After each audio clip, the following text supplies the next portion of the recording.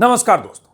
Supreme court में आज Ashoka university के प्रोफेसर अली खान महमूदाबाद और बीजेपी के मंत्री विजय शाह के मामले की सुनवाई थी। दोनों मामलों की सुनवाई में क्या हुआ, सुप्रीम कोर्ट ने आज क्या कहा और किस केस में क्या ऑर्डर दिया, यह आपको जानना बहुत जरूरी है ताकि सनद रहे कि अगर किसी मुस्लिम प्रोफेसर को बीजेपी नेता फंसाना चाहते हैं तो उसे क्या क्या झेलना पड़ता है, और अगर बीजेपी का कोई मंत्री हाईकोर्ट के ऑर्डर के बाद आरोपी बन जाता है तो वो कैसे कुर्सी पर बैठा रह सकता है, कैसे एक मुस्लिम प्रोफेसर को एक पोस्ट की वजह से जेल जाना पड़ सकता है, और कैसे एक मंत्री को सुप्रीम कोर्ट से राहत मिल जाती है और वो कुर्सी पर बैठा रह जाता है। सुप्रीम कोर्ट में आज की सुनवाई भी मंत्री विजय शाह को राहत देने वाली है। एसआईटी जांच के नाम पर रस्म अदायगी करती रहेगी और मंत्री आराम से 2 महीने तक मध्य प्रदेश सरकार में कुर्सी पर बैठकर मौज करता रहेगा।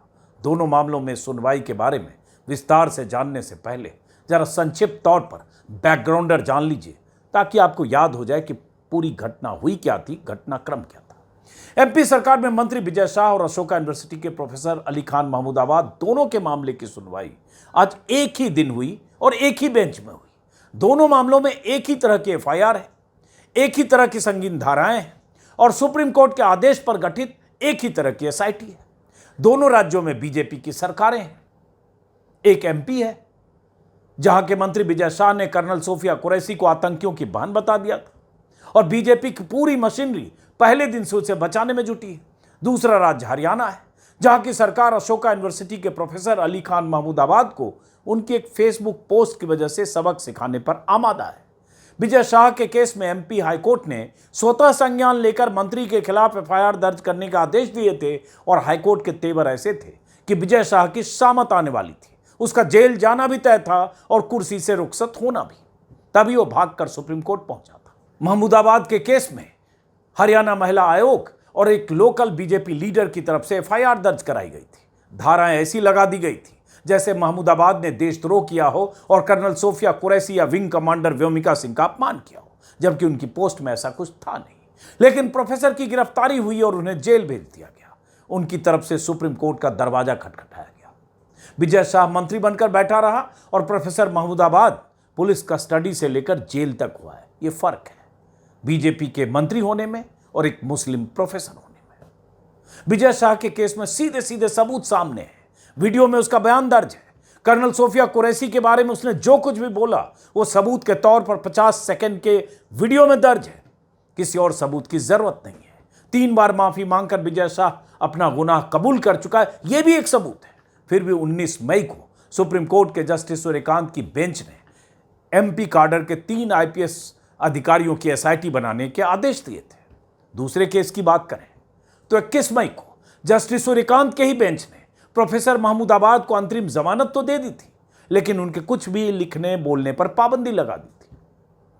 उनका पासपोर्ट जब्त कर लिया गया था। सुप्रीम कोर्ट की तरफ से उनकी पोस्ट को सांप्रदायिक और सस्ती लोकप्रियता हासिल करने के लिए लिखी गई गैर जरूरी पोस्ट घोषित कर दिया गया था और इसकी वजह से जस्टिस सूर्यकांत के उस फैसले और उस ऑर्डर की काफी तीखी आलोचना भी हुई थी। सुप्रीम कोर्ट की तरफ से महमूदाबाद की अभिव्यक्ति की आजादी पर सवाल खड़े किए गए थे और उनकी भी जांच के लिए 3 आईपीएस अधिकारियों की एसआईटी बनाने के ऑर्डर दिए गए थे। इन दोनों मामलों में एसआईटी की रिपोर्ट पर आज सुप्रीम कोर्ट में सुनवाई थी। जस्टिस सूर्यकांत के साथ इस बेंच में एनके सिंह की जगह थे आज दीपांकर दत्ता। पहले बता दें कि बीजेपी की मंत्री विजय शाह के केस में क्या हुआ। सुप्रीम कोर्ट में आज हुई सुनवाई से यह तय हो गया कि कर्नल सोफिया कुरैशी को आतंकियों की बहन बताने वाला बीजेपी का मंत्री विजय शाह अगले 2 महीने तक आराम से अपनी कुर्सी पर बैठा रह सकता है। गटर छाप बयान देने वाले मंत्री विजय शाह की पीठ पर मोदी और शाह का हाथ तो पहले से ही है। अब सुप्रीम कोर्ट ने उसके मामले में सुनवाई जुलाई के आखिरी हफ्ते के लिए मुकर्रर कर दी है, यानी अब उस पर किसी भी तरह की अदालती कार्रवाई का या अदालती ऑर्डर का खतरा टल गया है। सुप्रीम कोर्ट ने आज यह भी कह दिया कि चूंकि सुनवाई सुप्रीम कोर्ट में चल रही है, इसलिए जबलपुर हाईकोर्ट में समानांतर सुनवाई की जरूरत नहीं है। एक बार फिर से आपको बता दें, जबलपुर वही हाईकोर्ट है जहां के जस्टिस श्रीधरन ने विजय शाह के बयान का स्वतः संज्ञान लेते हुए मंत्री के खिलाफ ऑर्डर दिया था एफआईआर का और कहा था गटर छाप भाषा है, यह सेना के किसी अधिकारी का अपमान नहीं बल्कि पूरी सेना का अपमान है और हम किसी भी सूरत में इसे बर्दाश्त नहीं कर सकते। जस्टिस श्रीधरन ने खुद मंत्री विजय शाह के खिलाफ 152, 196 1B, 197 1C जैसी संगीन धाराओं में एफआईआर दर्ज करने के आदेश दिए थे खुद जस्टिस ने। हालांकि उस एफआईआर में एमपी पुलिस ने मक्कारी और चालाकी की थी, जिस पर अगले दिन हाईकोर्ट ने फिर फटकार लगाते हुए नए सिरे से विजय शाह के अपराध को दर्ज करने को कहा था। जस्टिस श्रीधरन ने तो यहां तक कह दिया था कि एफआईआर दर्ज करने में चालाकी की गई है, छल किया गया है, इसलिए इस केस की जांच हाईकोर्ट की निगरानी में होगा, हाईकोर्ट इस पर निगरानी रखेगा। सुप्रीम कोर्ट के आज के ऑर्डर के बाद हाईकोर्ट की भूमिका फिलहाल इस मामले में खत्म हो गई है। तो एक तो बहुत बड़ी राहत विजय शाह को यह मिली है, दूसरी ये कि जिस मामले की जांच के लिए किसी एसआईटी की जरूरत नहीं थी, वीडियो में दर्ज बयान सबूत की तरह सामने थे, उस मामले की जांच अभी तक एसआईटी पूरी नहीं कर पाई है, इसलिए उन्हें कुछ और वक्त दे दिया गया है। और यह वक्त 2-4 दिन का नहीं है, 1-2 सप्ताह का नहीं है, 7 सप्ताह का है। तब तक विजय शाह आराम से चैन की बंसी बजा सकता है, कुर्सी पर बैठा रह सकता है। बीजेपी नेताओं ने तो उसे पहले ही अभयदान दे रखा है। सुप्रीम कोर्ट में जो आज हुआ विजय शाह के मामले में बहुत संक्षिप्त सुनवाई हुई। एसजी तुषार मेहता ने कहा कि एसआईटी गठित हो गई है और जांच एसआईटी कर रही है। फिर ये कहा गया कि जस्टिस सूर्यकांत ने कहा कि डीआईजी की स्टेटस रिपोर्ट डीआईजी की तरफ से दाखिल की गई है। बताया गया है कि 3 आईपीएस अधिकारियों की एसआईटी गठित की गई और 21 मई को जांच की गई, साक्ष्य एकत्र किए गए हैं, भाषण की स्क्रिप्ट तैयार की गई है, मोबाइल फ़ोन जब्त किया गया है, गवाहों के बयान दर्ज किए गए हैं, जांच प्रारंभिक दौर में है और अधिक समय मांगा गया है। अगली सुनवाई आंशिक कार्य दिवसों, अभी चूंकि समर वेकेशन है सुप्रीम कोर्ट में, इसलिए उसके बाद होगी। जांच जारी रहे तब तक स्थिति जो स्टेटस रिपोर्ट दाखिल की जाए, अंतरिम आदेश जारी रहेगा, मतलब उन्हें जो गिरफ्तारी पर उनकी रोक है वो जारी रहेगा और हाईकोर्ट इस मामले में जो पैरेलल सुनवाई कर रहा है वो सुनवाई रोकते। अब ये एक तरह से मोहलत मिल गई विजय शाह को। अभी तक ये लग रहा था कि अब देखिए 21 मई से जांच, आज है 28 तारीख, तो एक तरह से देखें तो हो गए 7 दिन। विजय शाह के मामले की जांच के लिए 7 दिन काफी थे, कायदे से 1 दिन की भी जरूरत नहीं है। वीडियो प्ले कीजिए सामने, वीडियो में उसकी आवाज है, आवाज में जो कर्नल सोफिया कुरैशी के लिए बोल रहा है वो सामने है। वो अब कबूल कर चुका है कि उसकी आवाज है, वो माफी मांग चुका है कि मैं माफी मांगता हूं, मेरी भाषाई भूल थी। ये भी नाटक कर चुका है विजय शाह, भाषाई भूल, जैसे कि उसको हिंदी नहीं आती हो। तो ये सब कुछ सामने है जो हाईकोर्ट के जज ने देखा था और उसी आधार पर एफआईआर दर्ज करने का ऑर्डर दिए थे। उसके आधार पर एसआईटी की ही जरूरत नहीं थी, लेकिन एसआईटी का गठन, एसआईटी ने 6 दिन तक ये सब किया। आज मैं दैनिक भास्कर में ये भी खबर देख रहा हूं कि 6 दिनों में अभी तक विजय शाह से पूछताछ नहीं की गई है। ये किस तरह से एसआईटी जांच कर रही है कि विजय शाह से पूछताछ नहीं की गई है। 7 गवाहों के बयान दर्ज किए गए, कहा जा रहा है उसमें वो लोग 1-2 लोग हैं जो उस दिन मंच पर थे जिस दिन विजय शाह ने 12 मई को बयान दिया था महू के सरकारी कार्यक्रम में। इसके अलावा 1-2 पत्रकारों के बयान दर्ज किए गए, लेकिन विजय शाह का बयान दर्ज नहीं किया गया। फॉरेंसिक जांच की भी बात की जा रही है। तो ये सारी चीज 7 दिन में नहीं हुई, जबकि बार बार मैं करो सबूत सामने है। जो भी इस वीडियो को देखकर उसके बाद सुप्रीम कोर्ट के रवैये और एसआईटी की बात देख रहा है, वो सब हैरान है कि इसमें एसआईटी करेगी क्या, जब विजय शाह कह चुका है कि वो माफी मांग चुका है।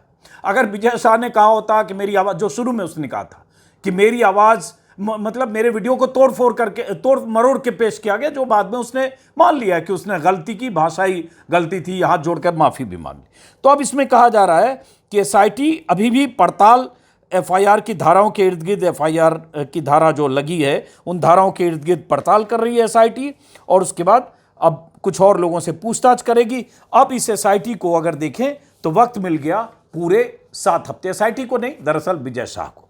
और सुप्रीम कोर्ट में आज बहुत ही संक्षिप्त कार्रवाई हुई, जिसमें ये बताया गया, ये भी बताया गया कि चूंकि जो स्टेटस रिपोर्ट एसआईटी ने दी वो अभी गोपनीय है, उसे सार्वजनिक नहीं किया जा सकता, इसलिए कुछ हिस्से जो जरूरी जिक्र था वो सुप्रीम कोर्ट के जस्टिस ने सूर्यकांत ने किया।